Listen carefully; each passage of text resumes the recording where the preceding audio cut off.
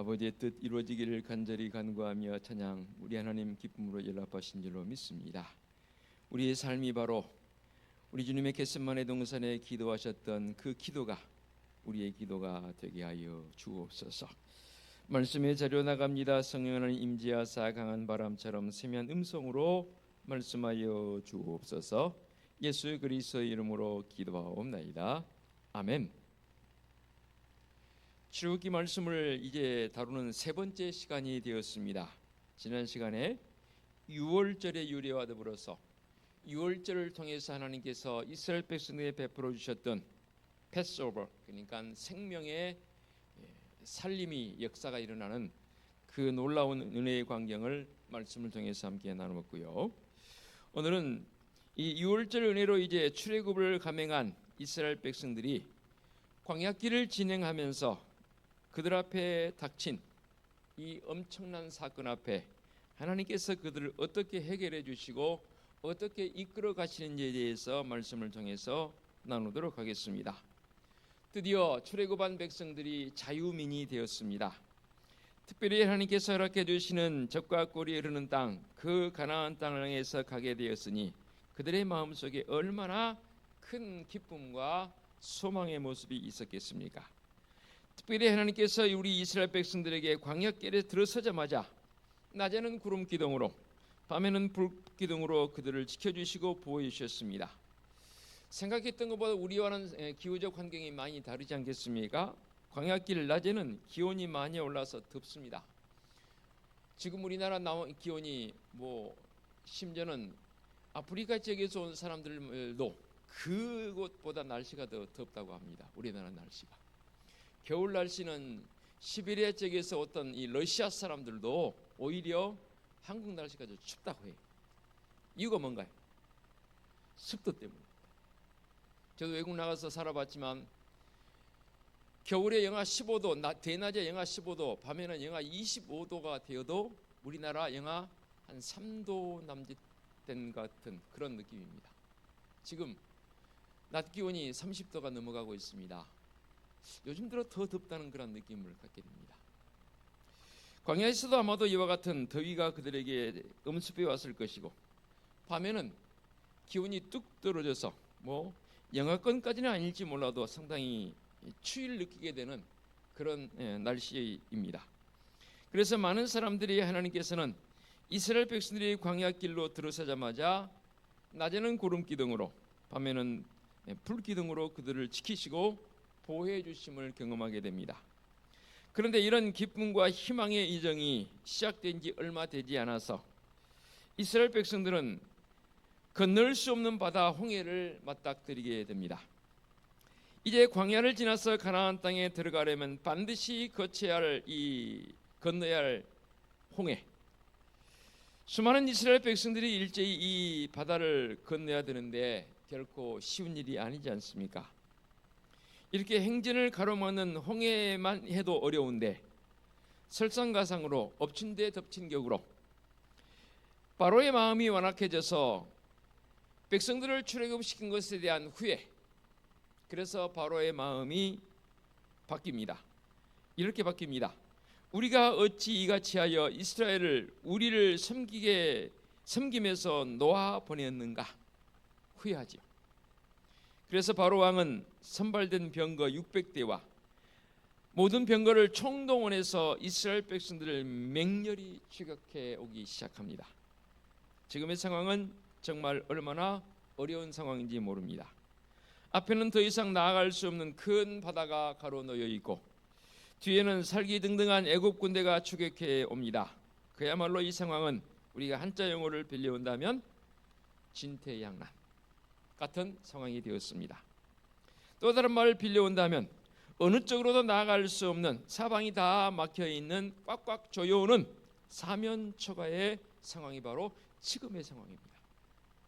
이런 상황을 맞닥뜨리게 돼서 이스라엘 백성들은 심히 두려움을 갖게 됩니다. 그리고 그들의 입술을 통해서 이구동성으로 온갖 불평을 다 쏟아내기 시작합니다. 그 불평의 내용이 바로 11절입니다. 다시 보겠습니다. 그들이 또 모세에게 이르되 애굽에 매장지가 없어서 당신이 우리를 이끌어내어 이 광야에서 죽게 하느냐? 어찌하여 당신이 우리를 애굽에서 이끌어내어 우리에게 이같이 하느냐? 불평불만 원망이 섞여 있는 표현이지 않겠습니까? 12절에서 계속 또 이렇게 고백합니다. 그들이 불평합니다. 우리가 애굽에서 당신에게 이런 말이 이것이 아니냐? 이르기를 우리를 내버려 두라. 우리가 애굽 사람을 섬길 것이라 하지 아니하였느냐? 애굽 사람을 섬기는 것이 광야에서 죽는 것보다 낫겠노라. 한편으로는 이해가 되면서도 신앙의 모습이라면 이럴 수 있을까라는, 하나님을 모르면 몰라도 하나님이 어떤 분이서 알고 있는 한 최소한 이런 고백은 아닌 것 같습니다. 차라리 애굽 사람을 섬기는 것이 더 낫지, 도대체 이게 뭐냐? 왜 우리를 애굽에서 이끌어내어서 광야에서 죽게 만드느냐라며 불평불만하고 있는 내용 아닙니까? 출애굽은 신앙적으로 너무나 귀한 것이고 그 출애굽의 의미를 평가절하하고 하나님의 은혜까지 완전히 무시하는 지금 이 백성들의 불평불만 섞인 그 모습 말입니다. 이렇게 여러 가지로 생각해 볼 때 지금 이스라엘 백성들의 상황은 참으로 심각한 상황은 맞습니다.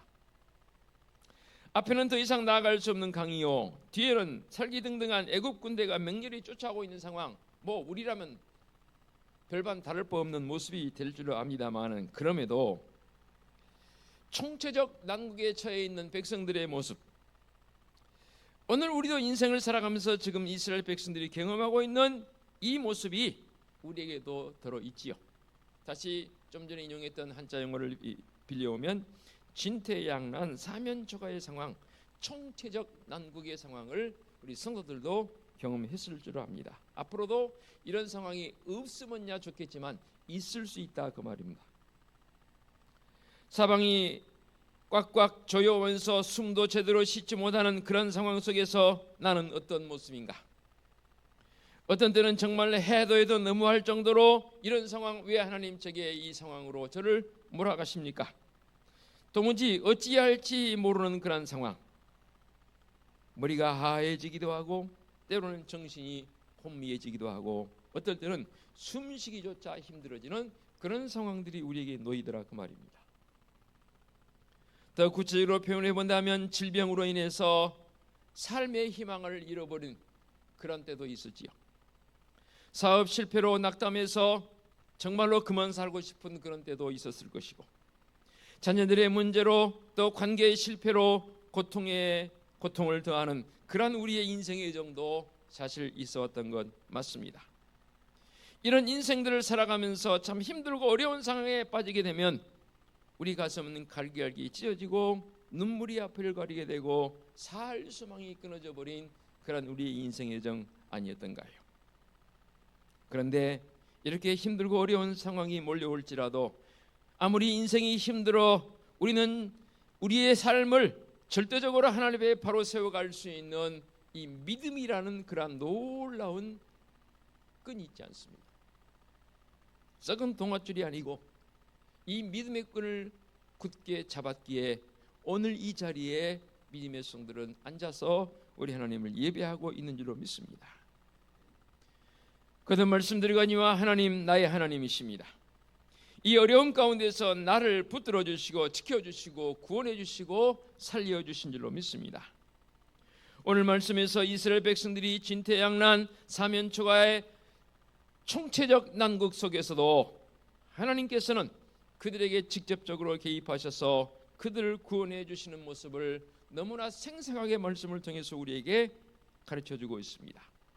우리는 하나님께서 이스라엘 백성들을 어떻게 도와주시고 어떻게 그들을 구원하신지를 오늘 말씀을 통해서 잘 익혀둘 필요성이 있습니다.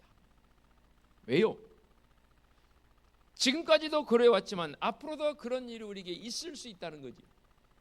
이후로 그런 일이 진퇴양난 사면초가 총체적 난국의 상황이 없으면야 좋겠지만 앞으로 있을 수 있다 그 말입니다. 그럴 때 그동안 견뎌왔던 것보다 더 힘든 과정이 있을 수도 있다 그 말입니다. 그럴 때 우리는 오늘 말씀을 잘 익혀두게 되면, 훈련해 두게 되면 하나님의 방법으로 모든 것을 헤쳐나갈 수 있는 승리자의 성도들의 모습이 되는 줄로 믿습니다. 그러면 하나님께서 지금 이 상황에서 어떻게 역사하시는지 더 구체적으로 살펴보십시다. 먼저 하나님께서는 상황을 제어하시면서 악한 자가 범접하지 못하도록 역사하시는 모습을 보게 됩니다. 이 힘든 과정 속에서 먼저 이스라엘 진압해 가시던 하나님의 사자들이 그들의 뒤로 옮겨가는 모습을 보게 됩니다. 19절 볼까요?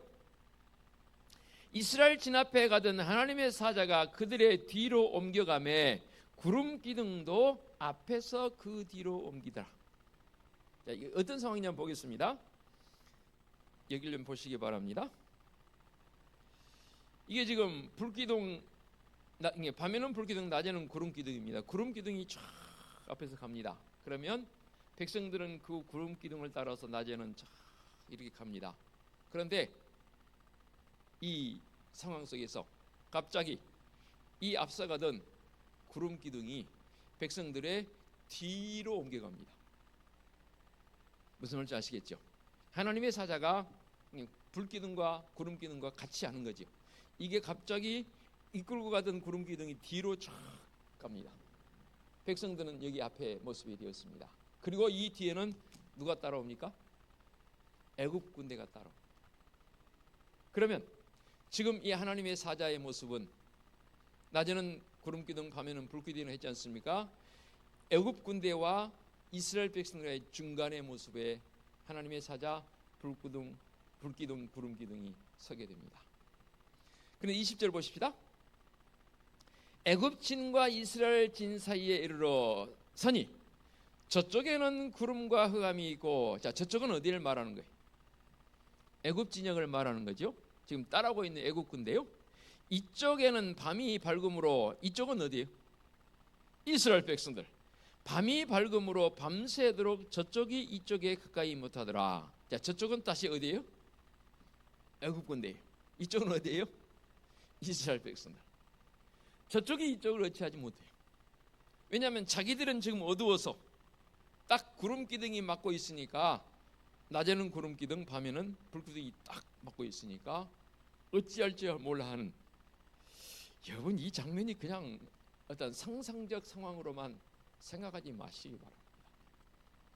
내 인생의 여정에 있어서 이스라엘 백성들이 겪고 있는 그런 총체적 난국의 상황이 내 상황이라 생각되어질 때에 하나님께서는 그렇게 구체적으로 개입하십니다.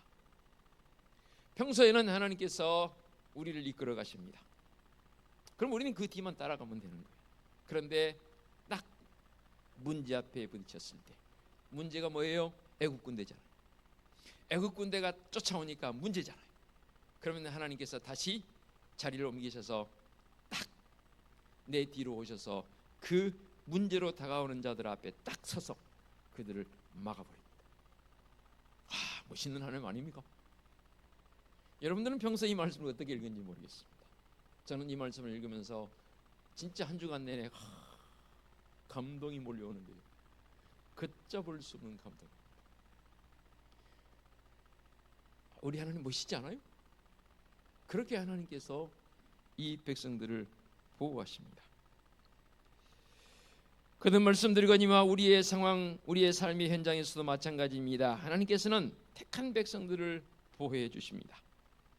때때로 우리가 혼란과 어려움을 당하게 되면 하나님께서는 먼저 우리가 다치지 않도록 뭘로 보호해 주신지 아십니까? 얼마 전에 제가 영상을 하나 봤는데 화재 사건입니다. 소방차가 아직 도착을 못했습니다. 근데 아기를 낳은 엄마가 구해달라고 하다 그만 아기 먼저 던졌습니다. 고층에서. 누가 받아낸 줄 아세요? 주민들이 담요를 미리 펴놓고 그 아이를 받아냈어요. TV 안 보셨어요? 저만 봤어요? 최근에 일어난 사건입니다. 담요로 받아내니 이 아이가 살았단 말이에요. 하나님께서는 우리에게 사랑의 울타리로 우리를 막아주십니다. 감히 악한 것들이 우리를 범접하지 못하도록 하나님께서는 우리를 사랑의 울타리로 막아주십니다. 그 사랑의 울타리가 바로 이스라엘 백성들에게는 지금 불기둥이고 구름기둥. 이렇게 하나님께서 하나님의 백성들을 보호해 주신 것에 대해서 시편 기자는 뭐라고 고백한지 아십니까? 시편 17편 8절에 이렇게 고백하더라고요. 제가 그대로 읽어드리겠습니다. 하나님께서 우리를 눈동자같이 암탉이 병아리를 그 날개 아래에 보호하는 것처럼 우리를 지켜주신다고 말씀하십니다. 자, 갑자기 길 가는데 날파리가 확 눈으로 다가옵니다. 여러분 어떡합니까? 그냥 눈 뜨고 훅 봤습니까? 나도 모르게 그만 눈이 이렇게 해요. 그렇게 쫓아내요. 그런 경우는 드물어요. 바로 눈이 감기죠. 눈이 감긴 이유는 왜요? 눈동자를 보호하기 위해서입니다. 이런 것도 있을 수 있겠다. 그렇죠. 먼저 이렇게 하십시다. 딱 갑자기 딱 감습니다. 왜? 눈동자를 보호하기 위해서. 암탉이 병아리를 그 날개에 품처럼. 말씀을 준비하다가 이 이야기가 있어서 주보에게다 실었는데 주보 한번 보십시다. 일면 암탉이 그 병아리를 어떻게 품는지 함께 생각하기. 시골 어느 닭장에 불이 났습니다. 갑자기 불이 나서 도피하지 못한 닭들이 많이 타 죽었습니다. 그래서 양계장 주인이 안타까운 마음으로 타 죽은 암탉들을 치웠더니 그 순간 병아리들이 그 품속에서 우르르 기어 나오더라는 이야기입니다. 암탉은 자기는 불에 타 죽으면서도 자기의 새끼들을 품속에 품고 보호했던 것입니다. 그렇습니다. 암탉이 병아리를 그 날아래 품듯이 하나님께서는 철저하게 우리를 보호해 주십니다. 그래서 우리가 어떠한 위험한 일을 만나게 되면 하나님께서는 우선 다른 어떤 것보다 먼저 우리를 그 악한 것으로부터 보호해 주신다는 사실을 분명히 믿으시기 바랍니다. 그렇습니다. 우리 눈에 갑자기 어떤 이물질이 다가올 때 눈을 감아서 눈동자를 보호한 것처럼 암탉의 그 병아리들을 품속에 품은 그 이상으로 하나님께서는 나를 보호해 주신 줄로 믿습니다. 이렇게 구름기둥으로 불기둥으로 이스라엘 백성들을 보호하신 하나님, 우리를 보호하신 줄로 믿습니다. 이렇게 보호하신 하나님께서 마침내 이스라엘이 홍해를 건너는 사건으로 연결되어집니다. 먼저 하나님께서 모세에게 지팡이를 들고 손을 바다에 내밀라라고 했습니다. 그 순간 하나님께서는 강한 바람을 일으켜서 밤새도록 동풍이 불게 했다라고 오늘 본문 이하에 보게 되면 분명하게 기록이 되어 있습니다.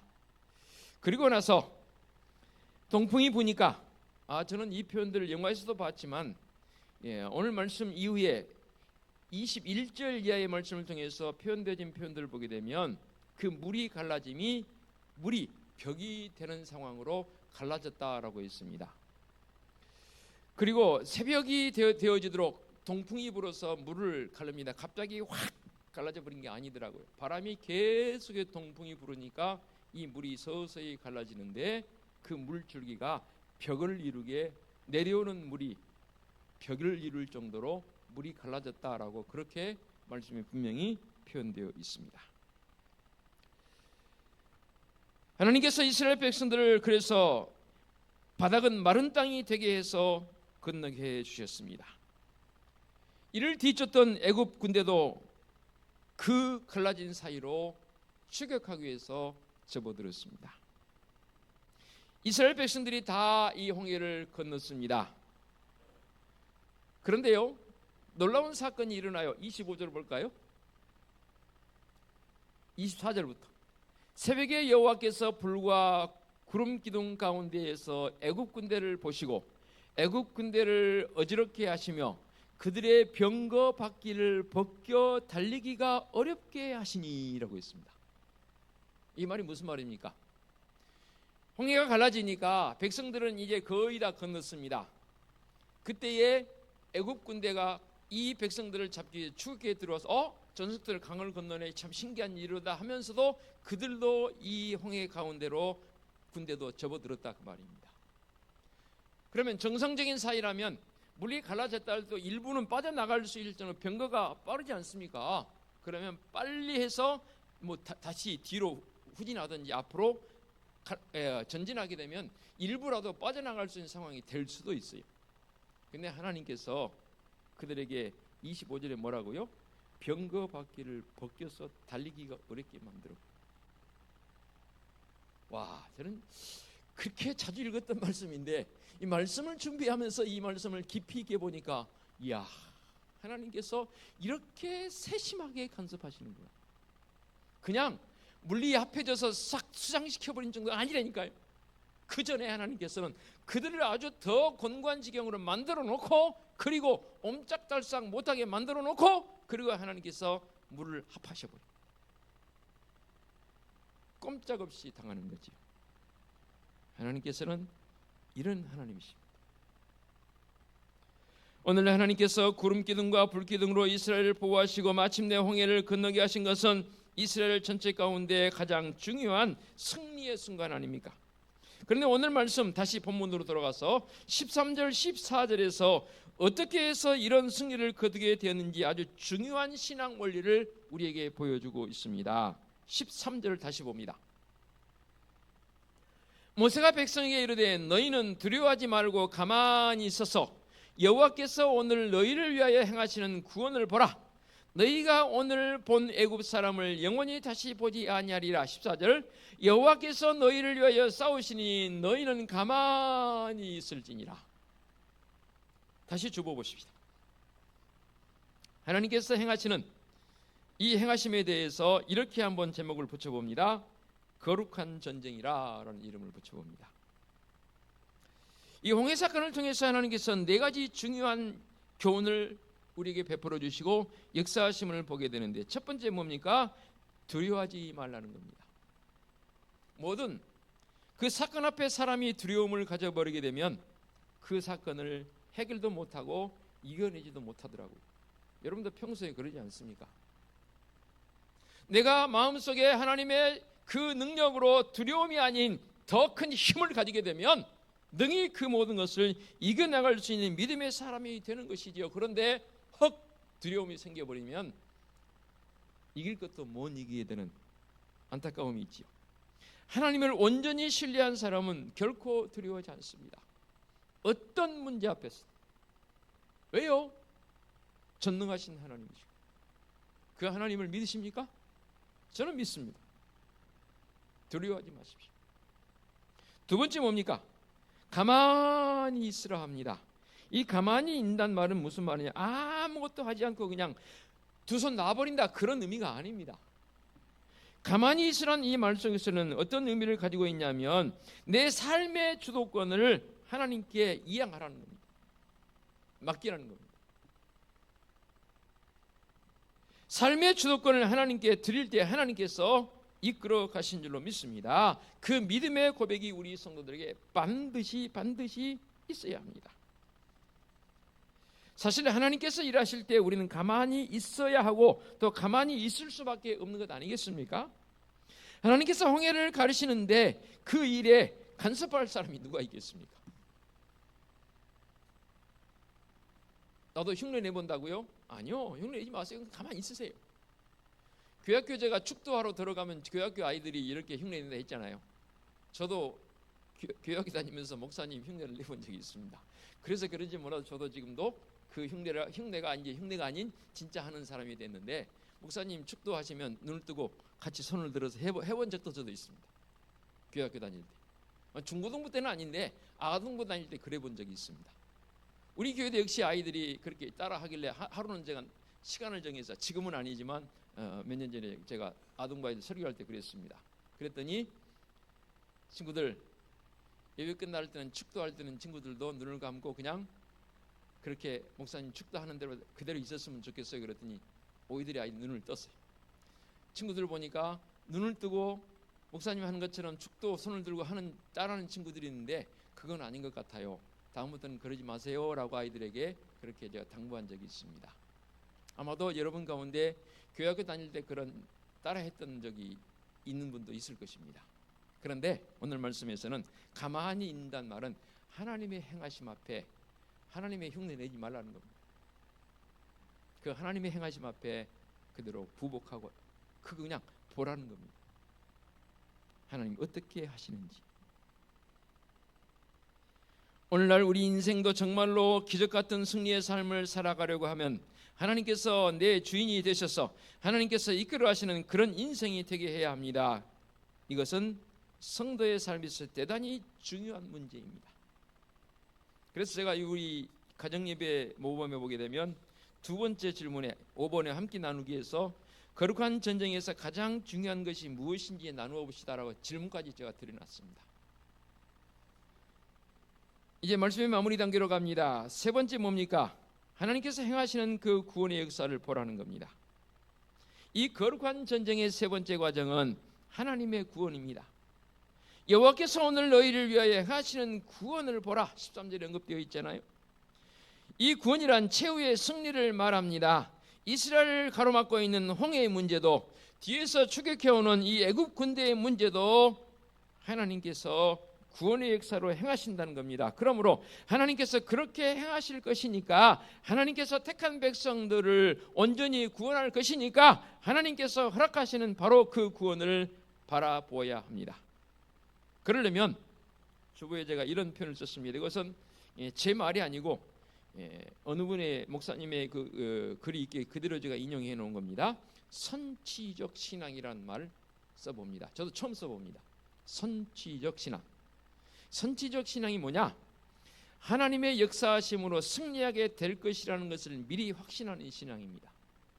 자, 여기서 한 가지 더 덧붙여 두 가지를 가르칩니다. 평소에 성도들의 삶은 승리자로 살으라 그랬죠. 그렇죠? 승리자로 사는 사람과 승리하기 위해서 사는 사람은 상황이 다르다고 그랬습니다. 등산을 예를 들었지요. 등산하는 사람은 정상에 올라가기 위해 산행을 하는 이 사람이 어떤 사람이 승리하기 위해 사는 사람이에요. 그러면 등산 저도 해봐서 알지만 등산할 때는 올라갈 때는 그 앞에밖에 안 보여요. 뒤 돌아볼 겨를도 없고 옆에 돌아볼 겨를도 없어요. 뭐 꽃이 폈는지 뭐가, 오로지 앞에 있는 돌뿌리 내지는 앞에 있는 것만 보여요. 그런데요, 딱 정상에 올라가면 어떻게 보여요? 다 보여요. 아, 이렇게 아름다웠어? 아, 저게 있었어? 아, 올라오는 사람들을 보니까 힘들게 보여. 아이고, 힘들겠다. 때로는 가끔 힘내서 올라오세요 뭐 말도 하기도 하죠. 그렇죠? 승리라는 게 그런 것 같아요. 그런데 여기에 한 가지 덧붙여서 오늘 선취적 신앙, 지금까지 해왔던 그 모습이 하나님께서 이후로도 행할 것을 믿고 나가는 것, 이게 저는 선취적 신앙이라고 봅니다. 너무너무 중요한 신앙입니다. 마지막 보겠습니다. 하나님께서 우리를 위하여 직접 싸우신다라고 말씀하고 있습니다. 전쟁은 내게 속한 게 아닙니다. 전쟁은 절대적으로 하나님께 속했습니다. 이 거룩한 전쟁의 개념이 오늘 우리에게 얼마나 중요한 신앙적 고백으로 용기를 주는지 모르겠습니다. 너희는 두려워하지 말고 가만히 있어서 여호와께서 오늘 너희를 위하여 행하시는 구원을 보라. 여호와께서 너희를 위하여 대신 싸우실 것이니라. 우리 하나님 구름 기둥까지 옮기시면서 백성들을 보호하시잖아요.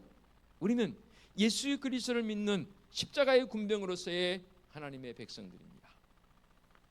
하나님께서 행하실 줄로 믿습니다. 그 믿음의 여정을 가지고 끝까지 승리자로 살아가는 성도들 되어주시기를 부탁을 드리겠습니다. 기도합니다. 하나님 아버지 감사합니다. 우리를 인생을 향해서 직접 개입하신 하나님, 그 하나님이 나의 아버지이십니다. 내 평생 모든 것을 우리 하나님께 의지하고 나가오니 오 주님, 우리의 인생에 직접 개입하셔서 이끌어 주셨고 이끌어 가실 줄로 믿습니다. 그 믿음의 고백으로 온전한 승리자로 살아가는 성도들 되게 하여 주시옵소서. 예수 그리스도의 이름으로 기도하옵나이다. 아멘.